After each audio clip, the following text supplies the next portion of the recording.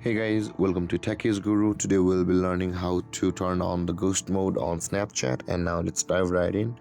Now to turn on the ghost mode on Snapchat, first open up your Snapchat app and make sure to be logged into the account on which you want to turn on the ghost mode. From this interface guys, at the bottom left corner of the screen you can see there is a small map icon just beside the message or the text icon at the bottom left. Tap on it and you'll be on this interface, whereas at the top right corner of the screen on this interface, tap on the settings or the gear icon, and on the first option you can see there is the ghost mode available for us.